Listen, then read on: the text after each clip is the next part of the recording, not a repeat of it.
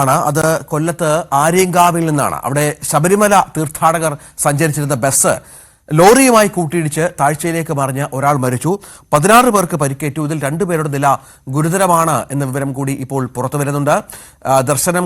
ശബരിമല ദർശനം കഴിഞ്ഞ് തമിഴ്നാട്ടിലേക്ക് മടങ്ങുകയായിരുന്ന ബസ്സിൽ 50 യാത്രക്കാർ ഉണ്ടായിരുന്നു എന്നുള്ള വിവരം കൂടി ഇപ്പോൾ പുറത്തുവരുന്നുണ്ട്. പരിക്കേറ്റവർ 2 പേരുടെ നില ആദ്യം പറഞ്ഞ ഗുരുതരമാണ്. അവരെ അടക്കം പുനലൂർ താലൂക്ക് ആശുപത്രിയിലേക്ക് പ്രവേശിപ്പിച്ചിട്ടുണ്ട്. സേലം സ്വദേശി ധനപാലൻ എന്ന ആളാണ് മരിച്ചത്.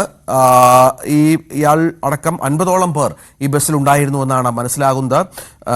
16 പേർക്ക് പരിക്കുണ്ട് എന്ന വളരെ പ്രധാനപ്പെട്ട വിവരം കൂടി ഈ ഘട്ടത്തിൽ പുറത്തു വരുന്നുണ്ട്. മനോജ് ഏറ്റവും പുതിയ വിവരങ്ങൾ പങ്കുവെക്കും. മനോജ്, ഇതെങ്ങനെയാണ് ഈ അപകടം സംഭവിച്ചത്? ഈ മേഖല ഈ കൊക്കയൊക്കെയുള്ള താഴ്ചയൊക്കെയുള്ള മേഖലയാണോ?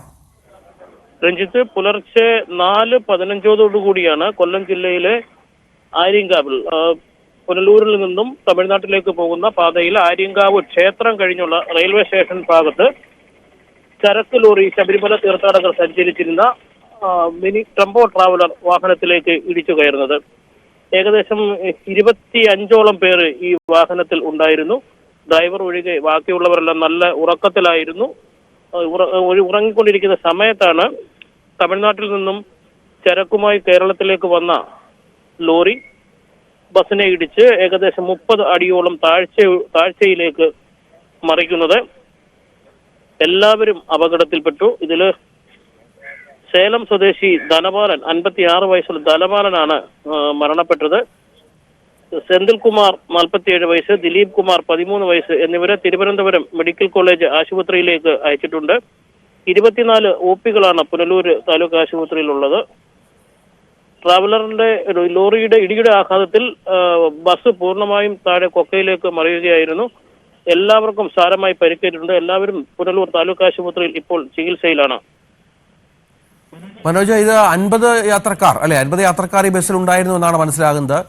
ഈ 2 പേരുടെ നില ഇപ്പോഴും ഗുരുതരമായി തുടരുകയാണോ? മറ്റ് യാത്രക്കാർക്ക് എല്ലാവർക്കും കാര്യമായി പരിക്കേറ്റിട്ടുണ്ടോ? എന്താണ് വിവരം?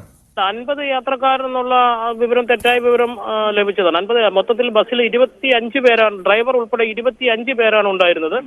അതിൽ എല്ലാവർക്കും ഡ്രൈവർ ഉൾപ്പെടെ എല്ലാവർക്കും അപകടത്തിൽ പരിക്ക് പറ്റിയിട്ടുണ്ട്. ഒരാള് മരിക്കുകയും 2 പേരെ തിരുവനന്തപുരം മെഡിക്കൽ കോളേജ് ആശുപത്രിയിലേക്ക് കൊണ്ടുപോയി.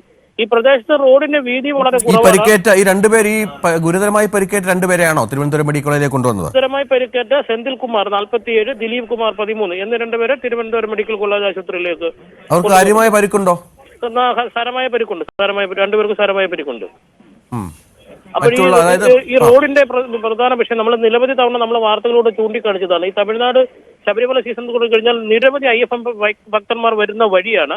പക്ഷേ ഇവിടെ വേണ്ട വിധത്തിലുള്ള സിഗ്നൽ സംവിധാനമോ റോഡിന് മതിയായ വീതിയോ സൈഡിൽ ഗട്ടറുകൾ നികത്തുന്നതിനുള്ള സംവിധാനങ്ങളൊന്നും ഒരുക്കാത്തത് വളരെ അധികം ബുദ്ധിമുട്ടുണ്ടായിട്ടുണ്ട്. ഇപ്പോൾ തന്നെ ഈ ആക്സിഡന്റ് ഉണ്ടായ സ്ഥലത്ത് തന്നെ വാഹനത്തിനെ വെട്ടിച്ചു മാറ്റാൻ കഴിയുന്ന നിലയിലുള്ള വീതി ഇല്ലാത്തതാണ് ഈ അപകടം ഉണ്ടാകാനുള്ള പ്രധാന കാരണം. ഇത്തരം ഒരുപാട് വഴികൾ നമുക്കറിയാം. ഈ പുനലൂർ ഭാഗത്ത്, ആര്യങ്കാവ് ഭാഗത്ത്, ശബരിമലയുമായി ബന്ധപ്പെടുന്ന ഭാഗങ്ങളിലൊക്കെ ഉണ്ട്. ഇവിടെയൊന്നും നേരത്തെ മനോജ് പറഞ്ഞതുപോലെ സിഗ്നൽ സംവിധാനമില്ല, മുന്നറിയിപ്പ് സംവിധാനങ്ങളില്ല. മറ്റേ പോലീസിന്റെയോ അല്ലെങ്കിൽ ഗതാഗത വകുപ്പിന്റെ ഒന്നും മുന്നറിയിപ്പ് അല്ലെങ്കിൽ അവരുടെ കാവൽ അങ്ങനെയൊന്നുമില്ല. അതൊക്കെ ഈ അപകടത്തിന് ഒരുപാട് കാരണമാകുന്നുണ്ട് അല്ലേ? നിലവിൽ തെന്മല പോലീസ് സ്റ്റേഷനിൽ നിന്നുള്ള രാത്രികാല പട്രോളിങ്ങിനുള്ള ഒരു വണ്ടി മാത്രമാണ് പുനലൂർ ഏകദേശം ഇടമണ്ണ മുതൽ തമിഴ്നാട് ബോർഡർ വരെ പരിശോധന നടത്തുന്നത്. ഇത് മതിയായ അളവിലുള്ള ഒരു ഫോഴ്സ് അല്ല. ഇടയ്ക്ക് ശബരിമല തീർത്ഥാടകർക്ക് എന്തെങ്കിലും അത്യാഘാതം സംഭവിക്കുകയാണെങ്കിൽ ഒരു അടിയന്തര ശുശ്രൂഷയോ മറ്റ് സംവിധാനമോ നിൽക്കാനുള്ള യാതൊരുവിധ സംവിധാനവും ഇതുവരെ ഒരുക്കിയിട്ടില്ല. പുനലൂരിലെ തന്നെ ഇടത്താവളമായി പ്രഖ്യാപിച്ചിരിക്കുന്നത് പുനലൂർ പട്ടാമ്പരം പാതയിലെ ഒരു ക്ഷേത്രമാണ്. ഇതിനിടയ്ക്ക് ശബരിമല തീർത്ഥാടകർക്ക് വേണ്ട യാതൊരു സംവിധാനവും നിലവിൽ ഇതുവരെ ഒരുക്കിയിട്ടില്ല എന്നുള്ളതും ഒരു ഖേദകരമായ വസ്തുതയാണ്. തുടരുക സുജാ തോമസ്.